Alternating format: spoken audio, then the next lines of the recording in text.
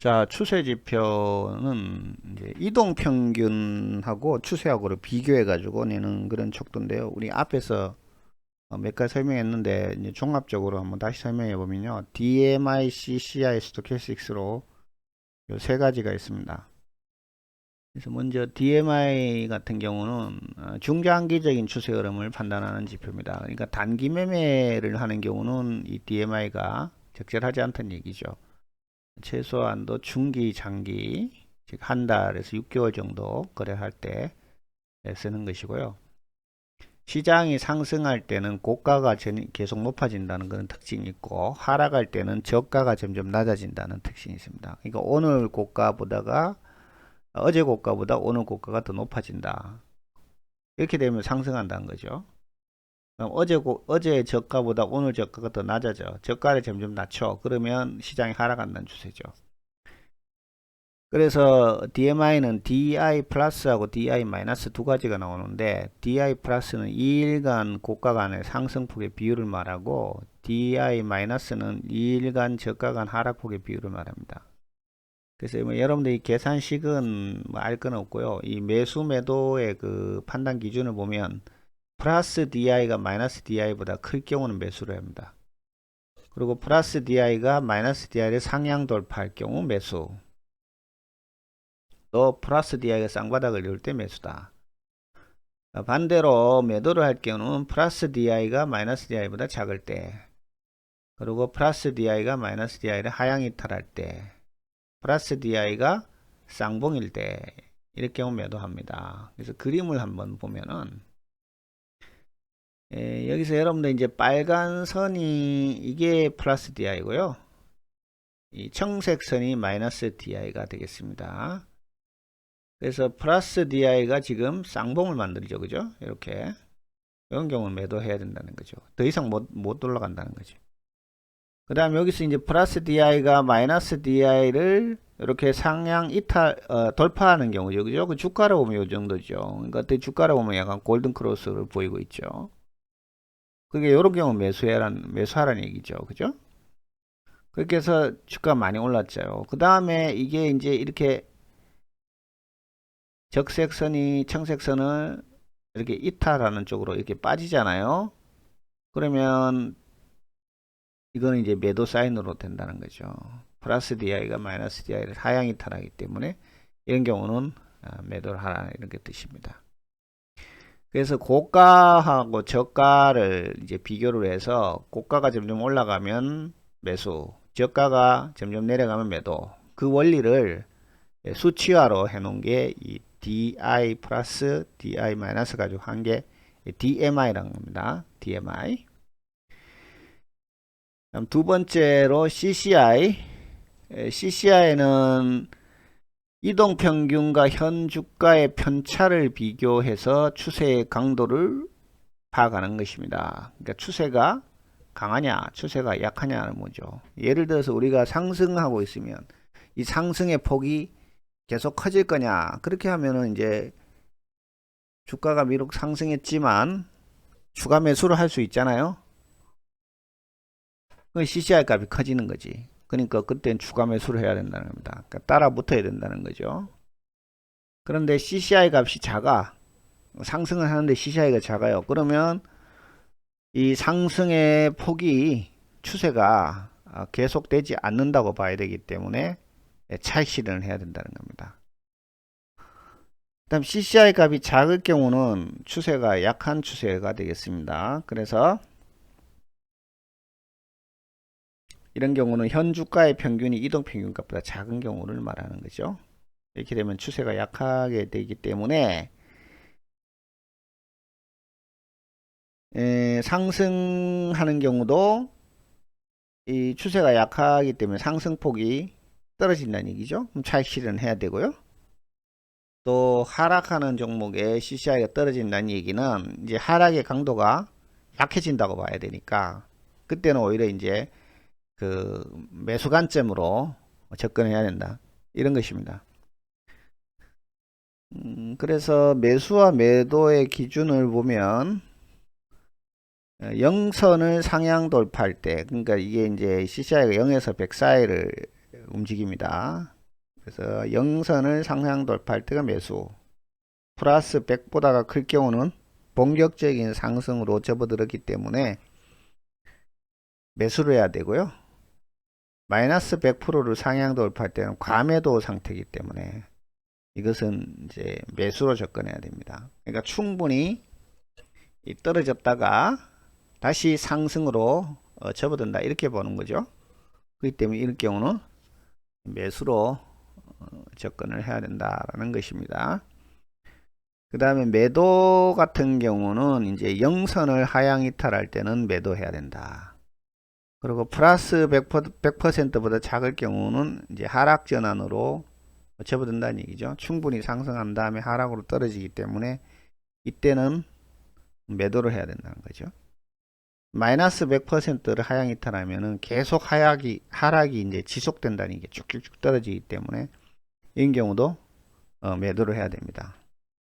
그러니까 영선을 기준으로 해서 영선을 올라가면은 매수를 하고, 그 다음에 계속 매수를 하는 게 아니고 이제 관망을 해야 돼요. 주가가 계속 올라가야지 매수를 하죠. 오르지도 않는데 오르는 척만 하다가 그냥 있으면 매수를 하면 안 되잖아요. 그래서 100을 넘으면 본격적으로 이제 이미 이 매물을 소화했다고 보기 때문에 쭉쭉 올라가 버리니까 그때는 이제 뭐 이런 매수를 하라는 얘기입니다. 그리고 이제 마이너스 100%를 상향 돌파할 때는 충분히 과매도 됐다가 다시 이제 매수 상승 국면에 접어들기 때문에 매수로 접근해야 되고요. 매도는 이제 영선을 기준으로 하향 이탈할 때 매도해야 됩니다. 자, 그래서 요 CCI를 보시면 이게 지금 이제 영선을 기준으로 해서 이 부분이 이제 이런 게 이제 과매도 된 부분이잖아요.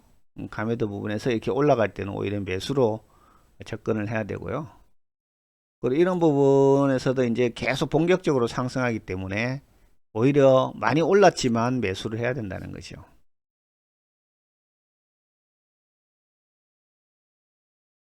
자, 그러면 마지막으로 스토캐스틱 스로우는 대해서 하면 스토캐스틱 스로우는 이제 비추세적 시장에 적합합니다. 그러니까 주가가 박스권에 행보하는 상태에서 사용하는 지표고요. 0과 100 사이의 값으로 가지고 있는데 %K하고 %D 두 개가 나옵니다. %K가 100이라 그러면 종가가 N일 중 최고가를 말하는 거고요. %K가 0이면 종가가 N일 중 최저가가 되는 경우가 되겠습니다.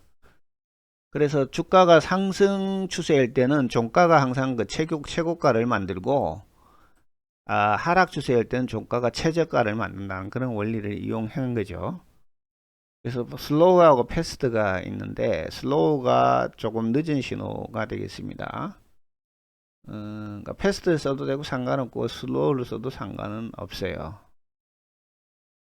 슬로우가 조금 확인을 하고 매수를 하는 거고 패스트는 미리 좀 예측해서 매수하는 그런 것 차이기 때문에 슬로우가 좀 안전하게 보수적인 어떤 매수 기법이 되겠습니다. 그래서 매수를 할 때는 %K가 %D를 상향 돌파할 때 매수를 하고요. 보통 기준선을 25로 잡습니다. 25를 이렇게 넘어갈 때 매수를 하고요. 그 다음에 75가 이제 고점으로 봐서 75를 이탈하면은 매도를 한다는 거죠. 그 다음 %K선과 %D선이 기준선을 50% 상향 돌파돼도 매수를 하고 50을 하향 이탈할 때는 매도를 합니다. 그리고 또한 매수는 주가의 저점은 낮아지지만 스토캐스틱의 저점이 점점 높아진다. 그러니까 주가를 보지 말고 이 스토캐스틱 이 시그널을 봐서 그게 점점 높아져요. 저점이. 우리 앞에서 얘기했지만 저점이 높아진다는 얘기는 주가가 상승한다는 그런 뜻이 됩니다. 또 저점이 점점 낮아진다는 얘기는 주가가 하락한다는 얘기, 그런 뜻이 되겠죠. 그래서 매수를 할 때는 저점이 높아지는 경우, 스토캐스틱의 저점이 높아지는 경우, 매도를 할 때는 고점이 낮아지는 경우, 이걸 여러분들이 이제 헷갈리면 안 됩니다. 매수는 저점이 높아질 때 매수를 해야 된다. 매도는 고점이 낮아질 때 매도를 해야 된다. 이렇게 돼 있죠. 그래서 매수를 할 때는 기준선을 기준으로 해서 25에서 50 사이, 25에서 50 사이가 매수고, 그 다음에 75에서 50 사이가 매도 국면으로 봐야 된다. 이렇게 되어 있습니다. 자, 여기 보시면 이게 이제 스토캐스틱 슬로우인데요. 이 보라색이 퍼센트 D고요. 오렌지색 선이 퍼센트 K죠. 그죠? 이렇게 이제 퍼센트 K가 퍼센트 D를 이렇게 돌파할 경우, 이런 경우가 이제 매수 구간이 된다는 얘기죠. 그죠? 매수 구간. 근데 우리가 앞에서 뭐라 그랬어요? 상향 돌파를 하지만 기준선이 25에서 50 사이가 돼야 된다는 겁니다. 매수를 할 때. 그러니까 상향 돌파한다고 무조건 매수를 하면 안 되고, 기준선 자체가 25에서 50 사이를 유지를 해야 된다는 얘기죠. 그러니까 이건 지금 80이잖아요. 그러니까 굉장히 그 매수 구간 이미 넘었죠. 그러니까 25에서 50이면 요 구간이잖아요. 그죠? 요 구간. 요 구간대에 매수를 해야 된다는 얘기죠. 그러니까 여기서 보시면 이 오렌지색 선이 보라색을 이렇게 통과했죠. 뚫는데 이게 대충 한 38 정도 되지 않습니까? 그러니까 여기가 매수 구간이 되는 거죠. 그죠? 이 구간이 지금 매수 구간이 된다는 얘기죠. 이 점이 이게 한 38쯤 되잖아요. 이렇게 보시면 이렇게 되죠. 그죠? 되죠. 여기 그죠? 그러니까 이 지점에서 이제 우리가 매수를 해야 된다. 이런 얘기가 되겠습니다. 돌파를 하면서도 기준선이 25 돌파, 50 상향 돌파, 이 정도가 매수 구간이라고 보는 거죠. 그죠? 25에서 50. 그러니까 여기 50이 딱 넘어가면 여기서부터 본격적으로 올라간다. 이제 여기서부터 여기까지가 매수 구간이 된다는 얘기가 되겠습니다. 그죠? 예. 그 다음에 매도 구간은 75를 하향 이탈할 경우, 그렇죠. 퍼센트 K선이 퍼센트 D를 75 하향하고 기준선이 50 하향 이탈할 때가 되니까, 여기 보시면 이게 지금 한 85, 70이 여기쯤 되잖아요. 그죠? 여기쯤. 이게 75쯤이면 여기쯤이 되죠. 그죠? 75가 되고요. 이렇게 이쯤 되죠. 그죠? 여기서부터 빠지기 시작한다는 거죠. 그러니까 사실은 주가는 여기서 빠졌지만 우리가 이미 여기서부터는 매도 사인이 사실 뜬 거예요. 그렇기 때문에 여러분들이 여기서 팔아야 된다. 그지? 이 지점에서 사실상 매도가 뜬 거죠. 그래서 여기서 다행히 한번 올랐지만 이게 뭐 오르는 건 누군 알 수가 없죠. 그죠? 이게 내렸다가 다시 이렇게 올라갔지만 궁극적으로는 이미 추세가 꺾이기 시작했다. 이렇게 봐야 된다는 것입니다.